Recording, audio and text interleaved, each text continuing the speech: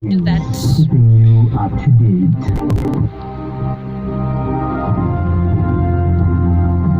umezima kabisa.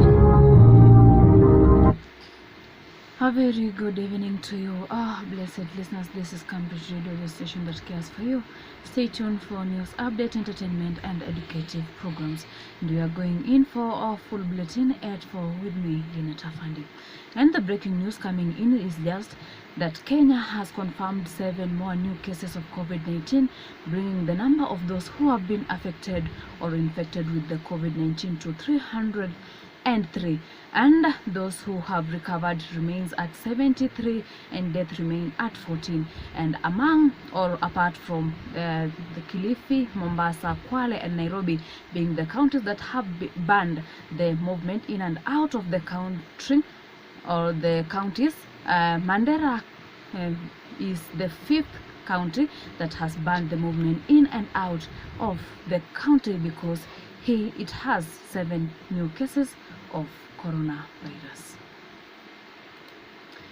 And the death toll in Chesogon, Elgeyo Marakwet County has hit 15 people, with 22 people still missing. According to the Rift Valley Regional Commissioner George Natembeya, 2 bodies were recovered on Wednesday as well as fetus during a search operation. Natembeya said that a multi-agency team that includes officials from the National Disaster Operations Center, Kenya Red Cross, and the Kenya Defence Forces is conducting the search for the missing persons. It is expected that by Thursday, the team will make a final determination on whether to continue with the operation or not. The commissioner, however, lamented that the search operation has been made difficult because of high water levels, muddy and stony terrain, as well as heavy rainfall that continues to pound the area.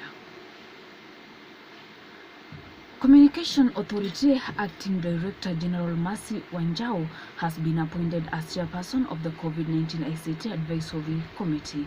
In a Gazette notice dated April 21st, Cabinet Secretary Joy Musheru said that the 15-member team will coordinate ICT-specific responses to the effect of the COVID-19 pandemic. Peter Njonjo, the CEO and co-founder of Twiga Foods, has been appointed to serve as the vice chairperson of the COVID-19 ICT Advisory Committee. Members are Dr. Joseph Sitienei, Ori Okolo, Dr. Siho Kitao, Hilda Moro, Dr. Fernando Wangila, Mohamud Nor, and Kevin Atibu. Others are James Njeru, Mercy Tepla, Alvin Amuyonzo, Rahab Juma, Augustus Munyoki, and John Kiri. And the Kenyan government will not be relaxing its daily dusk to dawn curfew during the holy month of Ramadan, President Uhuru Kenyatta said. This is after several Muslim clerics petitioned the government to have the curfew start at 9 p.m. instead of the stipulated time 7 p.m. President Uhuru Kenyatta said that just like Easter, Muslims could have to observe the holy month from their home due to the nature of the new coronavirus pandemic. At the same time, President Uhuru Kenyatta warned that anyone caught flouting the curfew guidelines will be carted off to quarantine center. And police are searching for 50 people who are said to have escaped from the Kenya Medical Training College in Nairobi, where they were in quarantine. It is established that they were having their evening meal when it started to rain, and they saw security officers guarding the premises take cover. They reportedly took advantage of the situation and jumped out through the fence. There are fears that they would pose a risk to other Kenyans following the government's directive that anyone who may have been exposed to COVID-19 being isolated for 14 days. They were to remain at KMTC under observation for health officials to monitor if any symptoms developed. Reports indicate that some of them were still waiting for their COVID-19 test results after samples were taken to the lab. Also, the COVID-19 Emergency Fund has raised 1.2 billion Kenyan shillings through mobilization of resources for response towards containing the spread, effects, and impacts of coronavirus. A statement from the board chairperson Jane Karuku said that corporate foundations, religious institutions, and individuals have enthusiastically stepped forward to donate the fund. She enumerated that cash donations were at 917,768,950, while material resources, food and non-food items valued at 370,300,000 has been donated to the fund. This brings the total contribution to 1,288,068,950. The board chairperson further reaffirmed that the donation will be utilized to support the government efforts in the supply of medical facilities and equipment support for the vulnerable communities. And business has come to a halt in Ruaka Town, Kiambu County, a day after 4 cases of the new coronavirus were confirmed at the busy town. A notice signed by the sub-county administrator David Mugo said that the market would remain shut until further notice. A contingent of police officers was deployed to ensure that businesses comply with the closure order. Fumigation of the market was yet to start as of Tuesday afternoon, and this comes amid the reports that officials from the Ministry of Health had secured the apartment where 4 people who tested positive had been residing. Fumigation of the apartment was carried out for the better part. And on international news, the toll from the worst mass shooting in Canada's modern history, a 14-hour ravage over the weekend, has risen to 22 from 19 people. The victims include a 17-year-old pregnant health worker and a veteran Royal Canadian Mounted Police officer. Authorities are yet to determine a motive for the crime. Police says that the gunmen knew some of the victims. Nova Scotia updated the death toll from the attack in a statement on Tuesday, along with a rough timeline of the events. Police had previously warned the number of deaths would rise as they searched the 16 separate crime scenes across North and Central Nova Scotia. Their work was also slowed by the fact that there were a number of fires started, about 5 according to the police. They had to search through the debris of those badly burned out homes for a mile.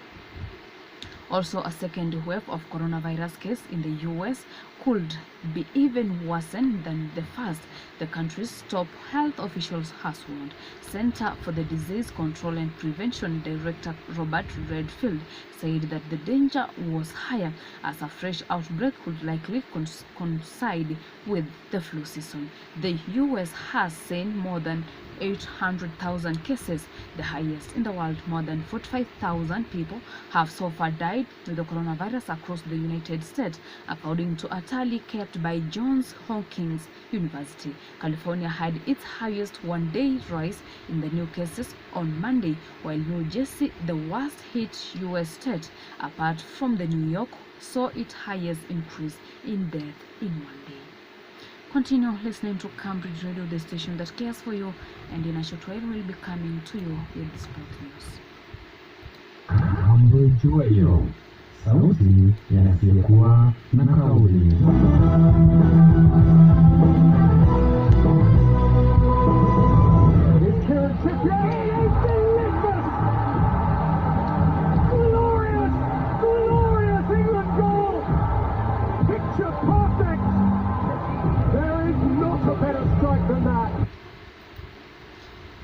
And welcome to Sport. The government of Kenya has moved to question footballers featuring in the Football Kenya Federation FKF national leagues as the COVID-19 pandemic continues to bite. On Tuesday, FKF wrote to the clubs asking for details of the players and part of staff targeted as directed by the Ministry of Sport.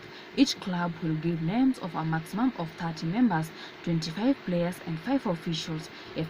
FKF has held several meetings with the Ministry of Sports to discuss how best to support the players, clubs and leagues during these exceptional circumstances in view of the aforementioned, the Ministry of Sports has requested that they urgently furnish them with a list of 30 members, which 25 players and 5 officials for the national leagues, that is, the KPL, WPL, NSL, and Division 1 men and women leagues. It is not yet revealed how much every player will be or will receive through the initiative, highly lauded by most of the stakeholders. And UEFA has given a strong recommendation to the European Football Federation to attempt to finish the current season once play is able to resume after the short stoppage caused by the COVID-19 pandemic. The sport has been brought to a standstill by the outbreak, with the Euro 2020 competition postponed until next year and both National League and Continental Club competition on hold.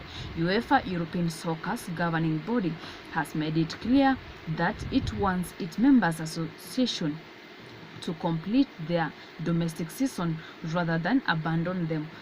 It also hopes to finish the Champions League and Europa League competition. All 55 member associations took part in a video conference with UEFA officials on Tuesday, and while no decision on further planning are expected until Thursday executive committee meeting, there was no sign of a switch from the policy to aim to finish the current season. However, there was a softening in tone over the eventual cases where league seasons may be cancelled, an outcome UEFA had been quick to oppose.